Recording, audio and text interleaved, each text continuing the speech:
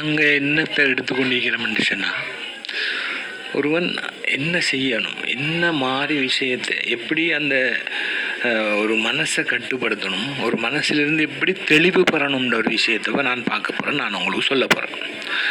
ஒருவன் ஒரு தன்னிடம் உள்ள உணர்ச்சி விஷயம், இந்த உணர்ச்சி வசியம் என்ன செய்யும்னு சொன்னால், உணர்ச்சி வசியம் என்னென்று தெரியாமல் இருக்கும்.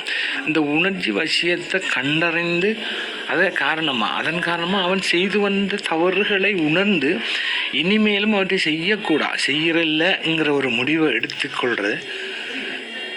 அந்த எடுத்த முடிவை செயல்படுத்துறதும் தற்சோதனை.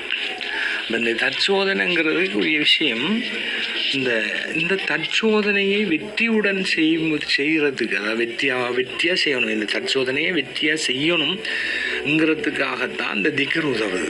தியானம், இந்த தியானங்கிற திக்ரை அந்த திகண்ட ஒளியில் ஒரு பொருளை நாங்கள் தேடி எடுக்கிற எப்படியோ அதே மாதிரி திக்ர் சார இந்த மன அமைதி நிலையில், மன அமைதியான அந்த நிலையில் தனது குறைகளை தெரிய வரும் பிறகு, சரிதானே, தனது குறைகள் தெரிய வரும். என்ன மன அமைதி நிலையில் தண்ட குறை என்ன, நான் ஏன் இப்படியான விஷயங்களை செஞ்சு கொண்டிருக்கிறேன், இந்த ஏன் எனக்கு இந்த மாதிரி பிரச்சனைகள் வருது, இந்த குறைகள் என்னென்ன, அந்த குறைகளுடைய நிலைகள் என்ன, இதை பற்றியெல்லாம் நமக்கு அழகான முறையில் தெரிய வரும். அதனால் அதன் பிறகு என்ன செய்யணும்னா, அந்த திக்ர் சண்ட மன உறுதி, இப்போ தொடர்ந்து அதை செஞ்சுட்டு போகலாம், அந்த திக்ர் அந்த தியானத்தை நீங்கள் செஞ்சுட்டு போகலாம், ஒரு மன உறுதி அந்த திக்ரும் தியானமும் உங்களுக்கு தரும்.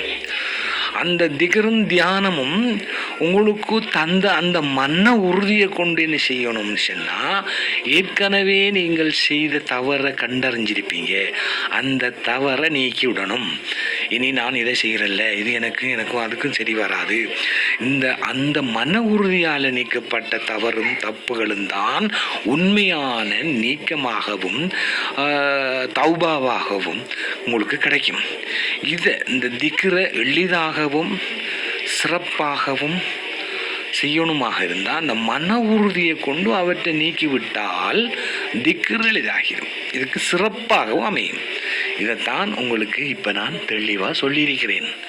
உங்களுக்கு விளங்காத நண்பர்கள் கமெண்ட் பண்ணுங்க, உங்களுக்கு விளக்கங்களை இன்ஷா அல்லாஹ் நான் தருவேன்.